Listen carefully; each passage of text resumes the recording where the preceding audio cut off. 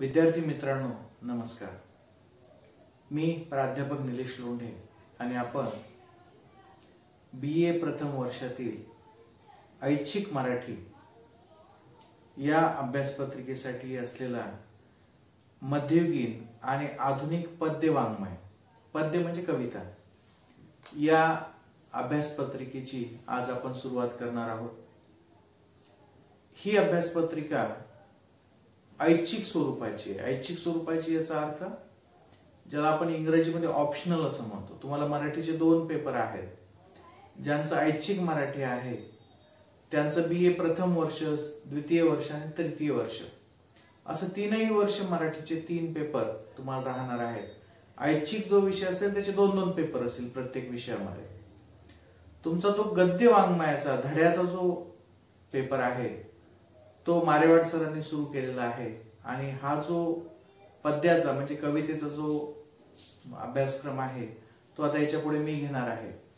याच्यासोबत जो कवितेचा आणि धड्याचा याच्यासोबत आणखीन एक असेल म्हणजे द्वितीय भाषेचा आणखीन एक पेपर आहे, तर तो द्वितीय भाषेचा पेपर सुद्धा मी शिकवणार आहे।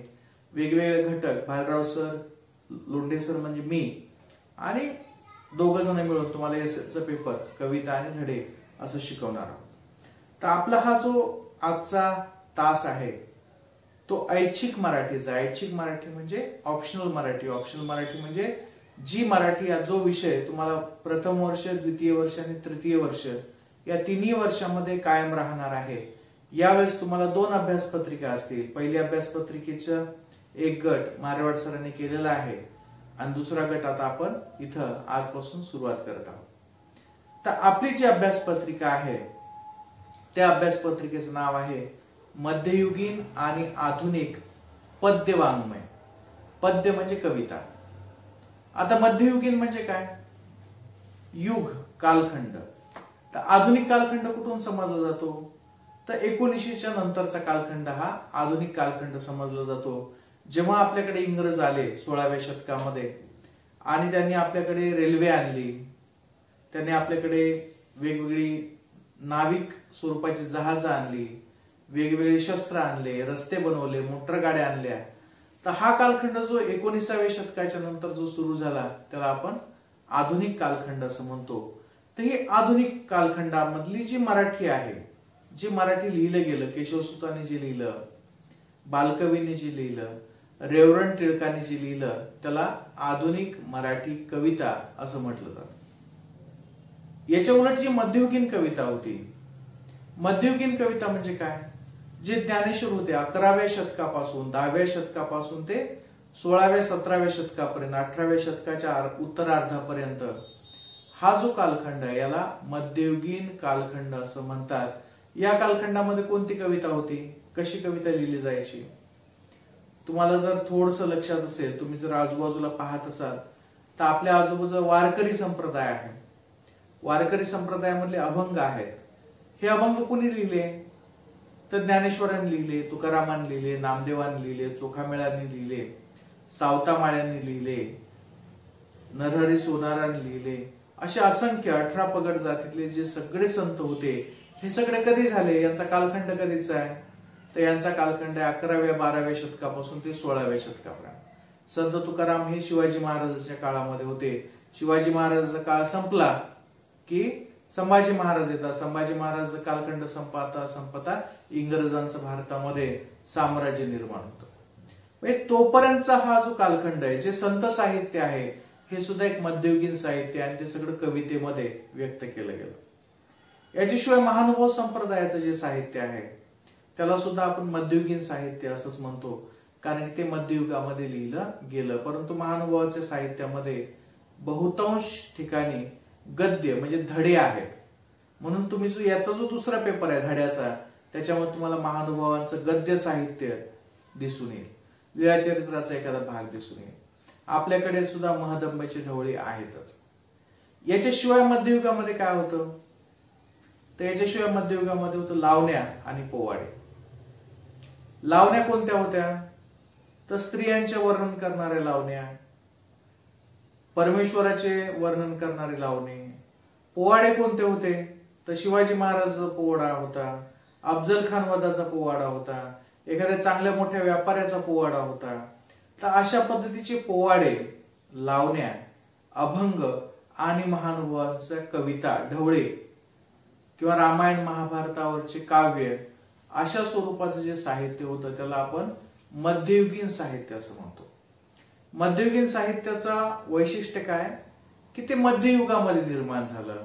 ते आधुनिकीकरणाच्या पूर्वीचं साहित्य होतं आणि त्याच्यामध्ये काय असणार आहे, स्वाभाविकपणे त्याच्यामध्ये धार्मिकतेला जास्त प्राधान्य होतं, अध्यात्माला जास्त प्राधान्य होतं.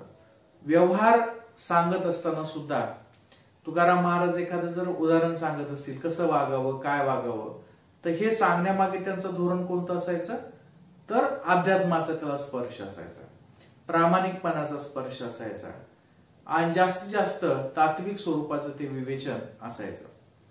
परंतु आधुनिक मराठी जी कविता आहे किंवा आधुनिक मराठी जे साहित्य आहे, जे की इंग्रजांच्या प्रभावातून आपण स्वीकारलं, त्यामध्ये अध्यात्माला तिलांजली देण्यात आली. अध्यात्म हे फारसं महत्वाचं मानलं गेलं नाही. तर त्याच्यामध्ये माणसाचे विचार, माणसाच्या भावना, माणसाचे ज्या भूमिका आहेत, माणसाच्या मनामध्ये उमटणारे वेगवेगळे भावतरंग, यांची मांडणी आधुनिक साहित्यामध्ये झाली, आधुनिक कवितेमध्ये झाली.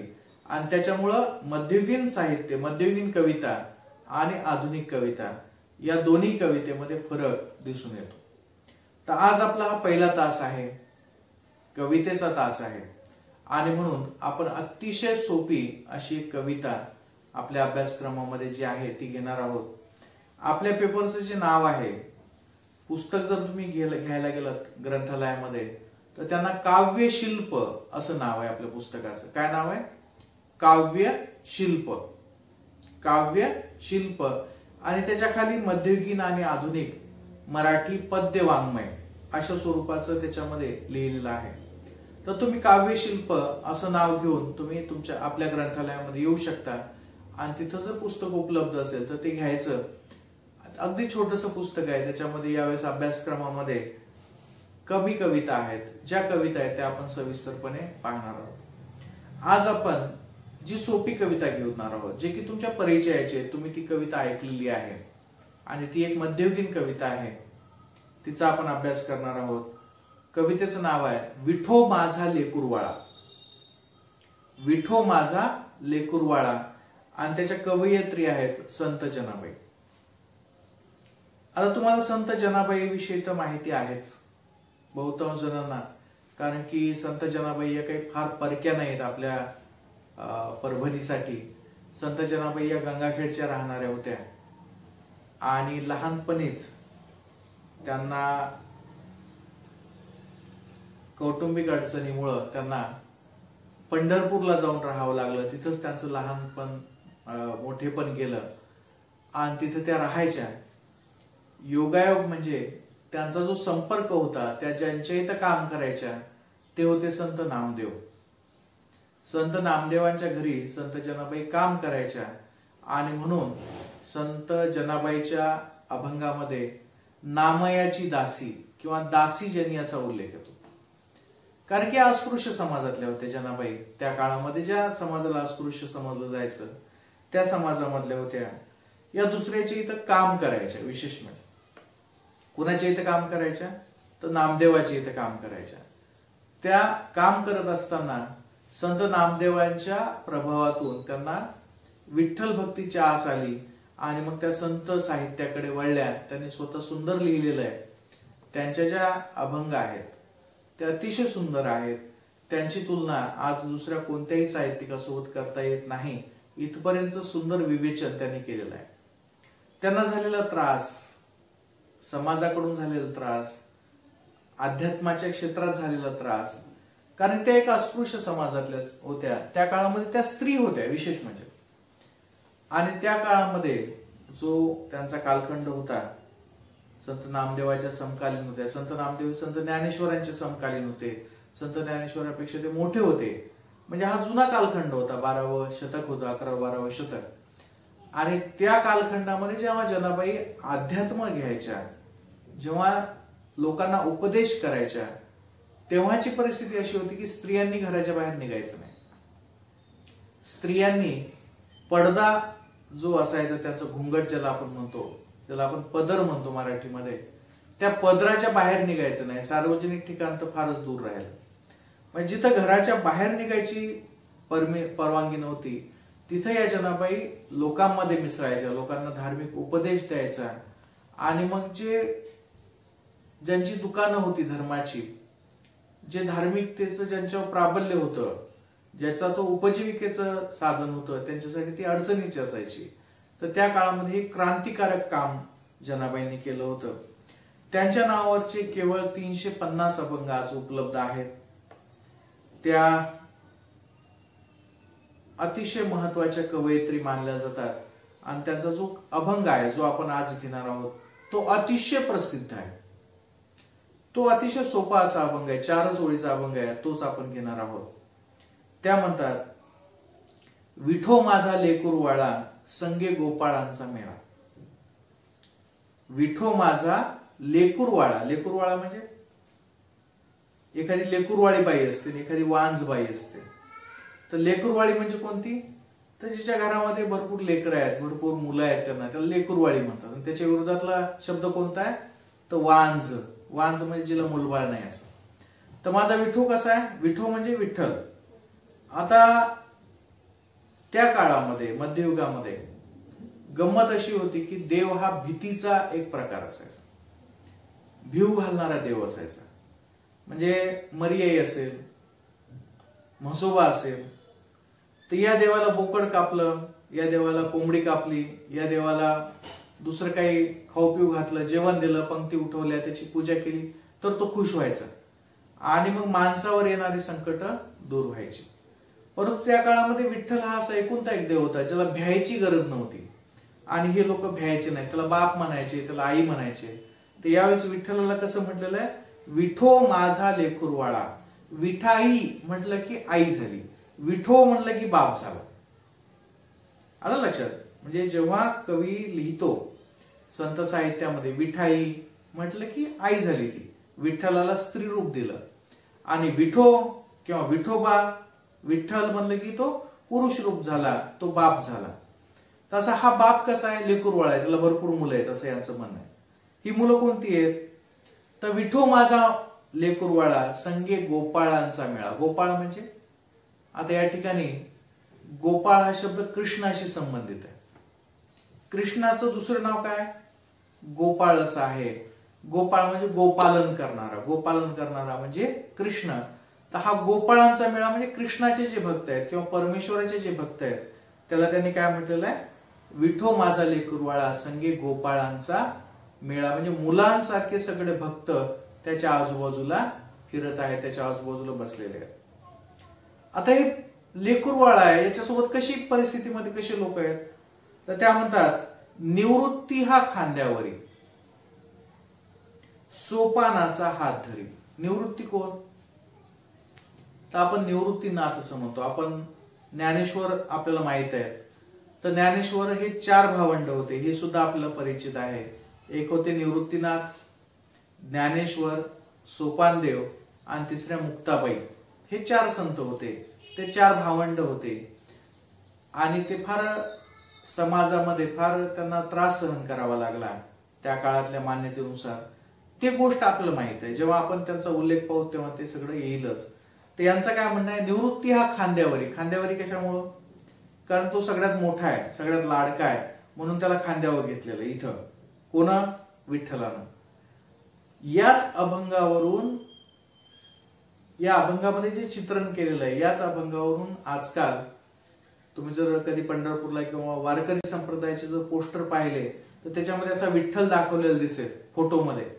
आणि त्या फोटोमध्ये एक जण खांद्यावर आहे, एक जण हात पकडलेला आहे, एक जण दुसऱ्या याच्यामध्ये. तर हा जो सीन आहे, हे जे चित्र आहे, हे चित्र या अभंगातून निर्माण केलेलं आहे कल्पनेनं. तो खरं चित्र नाही. म्हणजे विठ्ठल चाललाय सगळे त्याच्या अंगावर आहे तसं नाहीये. ते काय म्हणतोय? निवृत्ती हा खांद्यावरी, सोपानाचा हात धरी. म्हणजे एक सोपान, एक हात कशात गुंतलेला आहे? तर एक खांद्यावर बसलेला आहे आणि एकाचा हात पकडलेला आहे. सोपान म्हणजे सोपानदेव. सोपानदेव म्हणजे कोणते? तर ज्ञानेश्वराचे छोटे बंधू. पुढे चाले ज्ञानेश्वर मागे मुक्ताई सुंदर. पुढे चाले ज्ञानेश्वर म्हणजे विठ्ठलाच्या समोर समोर कोण चालतोय, तर ज्ञानेश्वर चालतोय. आता इथं सूचकपणा सुद्धा आहे. ज्ञानेश्वर पुढे पुढे का चालतोय, कारण त्यानं भागवती लिहिलेलं आहे, ज्ञानेश्वरी लिहिलेलं आहे, भावार्थ रामायण लिहिलेलं आहे, आणि म्हणून तो थोडासा पुढे पुढे चालतो. म्हणजे वडिलांसोबत एखादे वडील असतील किंवा आजोबा असतील त्याच्यासोबत, आता वडिलांना हम दो हमारे दो आहे, त्याच्यामुळे एक मुलगा किंवा एक मुलगी किंवा दोन्ही मुलं किंवा दोन्ही मुली असं चित्र आपल्याला पाहायला मिळतं. म्हणून आपण असं गृहीत धरू की आजोबा आहेत एखादे तरुण चांगल्या शारीरिक अवस्थेतले, तर त्यांच्या समोर जसे लागतील लोक, मुलांची जशी रांग लागते तसे हे लागलेले आहेत. पुढे चाले ज्ञानेश्वर मागे मुक्ताई सुंदर. मुक्ताई कोण आहे, तर ही 4 भावंड झाली. कोण कोण, ज्ञानेश्वर, निवृत्तीनाथ, सोपानदेव आणि मुक्ताबाई. तर हे मुक्ताबाई कुठे मागे आहे आणि ज्ञानेश्वरा पुढे चाललेला आहे. तर अशा पद्धतीने 4 मुलं तर त्या विठ्ठलाच्या भोवती झाली. गोरा कुंभार मांडियेवरी. गोरा कुंभार कुठे आहे, मांडियेवरी. मांडियेवर म्हणजे मांडीवर, इथं कमरेवर ज्याला आपण म्हणतो. चोखा जीवा बरोबरी. मांडियेवरी म्हणजे कमरेवर. जसा आता ती परिस्थिती फार कमी झालेली आहे आजकाल, तसं घेत नाहीत, परंतु जे लहान मुलं असतात, जर तुम्ही खेड्यात गेलात किंवा आता गेलात, जेव्हा आई असते तेव्हा ती तिला काखीत घेते, इथं कमरेवर घेते, काखीत घेते. किंवा हंडा नेताना सुद्धा, पाणी भरताना सुद्धा कमरेवर पाणी ठेवलं जातं, हंडा ठेवला जातो. त्याच पद्धतीने कुणाला ठेवलेला आहे, तो गोरा कुंभार कुठे आहे, इथं बसलेला आहे, मांडीवर आहे, म्हणजे तिच्या कमरेवर बसलेला आहे. चोखा जीवा बरोबरी. चोखा म्हणजे चोखा मेळा. चोखा मेळाचं सुद्धा एखादं यावेळेस आहे आपल्याला, पुढे एक अभंग आहे. चोखा मेळा हा सुद्धा एक अतिशय महत्वाचा कवी मानला जातो. तो अस्पृश्य समाजातला होता आणि जीवा हा त्याचाच बरोबरीचा मुलगा मानला जातो त्याचा. तर असे हे त्याच्या सोबत आहेत. गोरा कुंभार पण त्याच्या सोबत आहे आणि चोखा मेळा आणि जीवा हा सुद्धा त्याच्या सोबत आहे. बंका कडियेवरी. बंका महार हा सुद्धा एक फार महत्वाचा कवी आहे. तो सुद्धा कुठे आहे, कडियेवरी. कडिये म्हणजे कडीवर आहे. नामा करुंगुळी धरी. नामा म्हणजे नामदेव. हा जो नामदेव आहे त्यानं काय धरलेली आहे, करंगुळी धरलेली आहे. जनी म्हणे गोपाळा करी भक्तांचा सोहळा. आणि असं एक चित्र तयार केलेलं आहे की या चित्रामध्ये विठ्ठलाच्या सोबत कोण कोण आहेत, तर एकीकडे निवृत्ती आहे. निवृत्ती कुठे आहे, खांद्यावर बसलेला आहे. सोपान कुठे आहे, त्यांना हात धरलेला आहे. ज्ञानेश्वर पुढे चाललेला आहे. मुक्ताई जी आहे ती मागे आहे. गोरा कुंभार मांडीवर आहे. चोखा मेळा आणि जीवा बरोबर आहेत. बंका कडेवर आहे आणि नामा करंगुळी धरून चालत आहे. तर अशा पद्धतीनं सर्व लेकरवाळेपण जे आहे, भक्तांचा जो मेळा आहे तो घेऊन कोण करतायत, कोण चालत आहेत, तर विठ्ठल चालत आहे. जनी म्हणे गोपाळा करी भक्तांचा सोहळा. तर जनाबाई काय म्हणते, भक्तांचा सोहळा करतो. कोण, परमेश्वर करतो. सगळे भक्त एकत्रित जमलेले आहेत, वेगवेगळ्या ठिकाणी आहेत आणि ते आपल्या वडिलांसोबत चालत आहेत. आता या ठिकाणी जनाबाईला फक्त वर्णन करणं अपेक्षित आहे का, फक्त की बाबा विठ्ठल आला आणि त्याच्यासोबत हे असे आहेत, या ठिकाणी आहेत, असं वर्णन करणं त्यांना अपेक्षित आहे का, तर त्यांना असं वर्णन करणं अपेक्षित नाहीये. त्यांना हे सांगायचंय की एवढे सगळे मुलं एकत्रितरित्या एकाच बापाच्या खांद्यावर खेळत आहेत, एकाच बापासोबत ते खेळत आहेत. आणि जेव्हा ते खेळतात तेव्हा वडिलांसोबत खेळण्याचा जो आनंद असतो, मुलाला जो येतो, जी आपुलकी असते, जे प्रेम असतं, जे निरागसपणा असतो, त्याच निरागसपणातून, त्याच प्रेमातून हे सगळे मुलं कोणासोबत खेळतायत, विठ्ठलासोबत खेळतायत. म्हणजे इथे ही भक्ती आहे का, इथं भीती आहे का, तर इथे भक्तीही नाही, इथं प्रेमही नाही. आपण आपल्या वडिलांची भक्ती करतो का, त्याची पूजा करतो का, नाही करत. आता आपण आपल्या आई वडिलाला काय करतो, प्रेम करतो, आपुलकी करतो, जिव्हाळा असते आपल्या मनामध्ये. अशाच जिव्हाळ्यातून, अशाच प्रेमातून, अशाच आपुलकीतून हा सगळा संत मेळा कुठं गेलेला आहे, तर विठ्ठलाच्या आजूबाजूला फिरतो आहे. विठ्ठल हा त्यांना बापासारखा वाटतो. विठ्ठल हा त्यांना स्वतःचा आपुलकीचा भाग मानतो, भीतीचा भाग वाटत नाही. आणि अशा पद्धतीनं हा संत मेळा आहे, अशा पद्धतीनं हा वारकरी संप्रदाय आहे असं त्यांना इथं सांगायचंय. आणि इथं जनाबाईंनी जो एक विलोभनीय दृश्य दाखवलेलं आहे, ते विलोभनीय दृश्य अतिशय महत्वाचं आहे. याचा फोटो सुद्धा उपलब्ध आहे. जर मला याचा फोटो सुद्धा कल्पनेनं, चित्रकारानं कल्पनेनं काढलेला आहे की विठ्ठल जर उभा असेल तर निवृत्ती कसा खांद्यावर असेल, सोपानदेव कसा हात धरून चालत असेल, ज्ञानेश्वर कसा पुढे चालत असेल, तसं हे सुंदर असे दृश्यात्मक स्वरूपाचं चित्रण आहे. इथं जनाबाईने एक गोष्ट प्रकर्षानं सांगितलेली आहे की विठ्ठल हा आमच्यासाठी देव नाहीये, विठ्ठल हा आमच्यासाठी आमचा बाप आहे, विठ्ठल हा आमच्यासाठी आमच्या आई वडिलांसारखा आहे. आणि जशा आई वडिलांचं प्रेम मुलावर असतं, जसं मुलं आई वडिलावर प्रेम करतात, तशाच पद्धतीने आम्ही सुद्धा विठ्ठलावर प्रेम करतो आणि तो विठ्ठल सुद्धा आमच्यावर तशाच पद्धतीने प्रेम करतो. तर अशा पद्धतीने इथं वारकरी संप्रदायातल्या ज्या एक महत्वाच्या कवयित्री होत्या, ज्या योगायोगानं आपल्याच गंगाखेडच्या आहेत, इथंच त्यांचं मूळ गाव आहे, परंतु नंतर त्या पंढरपूरला राहायला गेल्या, संत नामदेवाच्या इथं राहिल्या. तर त्यांनी अतिशय उत्कट पद्धतीनं, अतिशय ममत्वानं आणि अतिशय साध्या सोप्या शब्दामध्ये विठ्ठलाचं आणि भक्ताचं, परमेश्वराचं आणि भक्ताचं नातं कसं आहे हे समजावून सांगण्याचा इथं प्रयत्न केलेला आहे. अतिशय छोटा अभंग आहे. इथं हा अभंग संपलेला आहे आणि यासोबत आपण इथं थांबूयात. पुढच्या तासामध्ये आपण नवीन कविता घेऊयात. आता ही कविता कोणती होती तर मध्ययुगीन कविता होती. मध्ययुगीन कविता ही संप्रदायाशी संबंधित होती, मध्ययुगीन कविता ही परमेश्वराशी संबंधित होती आणि त्या संप्रदायाने त्या टिकवल्या. दुसऱ्या कविता लिहिल्या गेल्या नसतील का? मध्ययुगामध्ये लिहिल्या गेल्या होत्या, परंतु त्या संपल्या, त्यांचं कोणी वारस राहील नाही, त्यांना कोणी सांभाळून ठेवलं नाही. परंतु जनाबाई, तुकाराम असतील, संत नामदेव असतील, हे संप्रदायातले लोक होते, त्यांच्या अभंग संप्रदायातल्या लोकांनी सांभाळले आणि म्हणून ते आपल्याला आज उपलब्ध झाले. तर इथं आपण थांबूयात. पुढच्या तासामध्ये आपण पुढचा आणखीन एक अभंग पाहूयात, पुढची आणखीन एक कविता पाहूयात आणि इथं थांबूयात. धन्यवाद. नमस्कार.